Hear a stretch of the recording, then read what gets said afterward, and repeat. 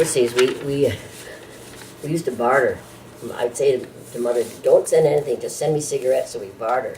So it reminded me that I bought beautiful cloth when I went up to Scotland, because we went on a little trip up there, we had free time. Beautiful Scottish sort of a plaid, but a soft wool. Okay. So I took it with me. I had the girl figure out how much I'd need to make a suit. So I took it with me to Germany, and so I thought, oh, this is great. So I got the lady, and she told me she was a tailor, and that if I'd give her so many cigarettes. So I did, and oh, she knew nothing about it. Botched it up completely. Oh, no. I just almost had to throw it out. She had no idea. She was just desperate for the cigarettes to get food or to something, and so I couldn't really get mad, but I thought, oh, what a waste. I was so disappointed at that. But General Vokes, V-O-K-E-S, because I found the thing with his name on it.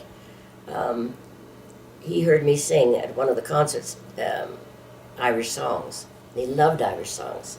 So we got to know some of his the captains in his group, sort of what it was. Mm-hmm. Everywhere we went, that was another thing I remembered. Everywhere we went, we were always invited to the officers' mess. And I know one time in particular, I said, no, I'm not going there. We're not here to entertain the officers. We're here to visit with the boys. So I wouldn't go into the officers' mess. I went into where the regular guys were and visited with them and that sort of thing. That was something. And another time, we were singing, General Vokes just loved to hear me sing Irish songs. So he retired, and we went to most beautiful home in Germany. It was spring, but the place was just a mass of tulips. You couldn't believe how beautiful it was. I thought, where did they get these tulips? I mean, like, there was still snow on the ground. So they must have had gardens, special gardens, indoor gardens or something. Anyway, I went there, and I sang for General Vokes at his goodbye party. You weren't allowed to go unless you were captains and up to this party. And so one of the girls had to lend me a dress, because I couldn't go in my private's uniform. So one of the girls lent me a black dress in our group that I wore to this party. So I had to stay out, and couldn't go into the party or anything. I had to stay out in the sort of the lounge area where they had a table set up for dinner and that sort of thing.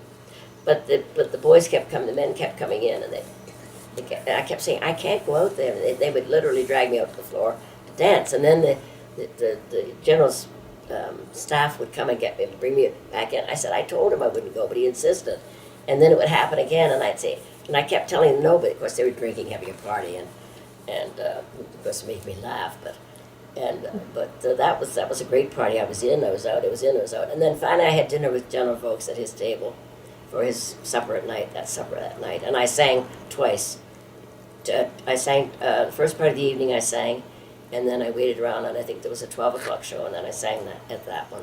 And that was when we had the late dinner at night. And then we were about half an hour, no, we were longer than that, we were about 3/4 of an hour anyway, away from where I was stationed. We had to drive there. So they still had to bring me back home that night. So it was great fun, but it was wonderful. He was very kind, and always smiled and when I sang the songs and seemed to enjoy it.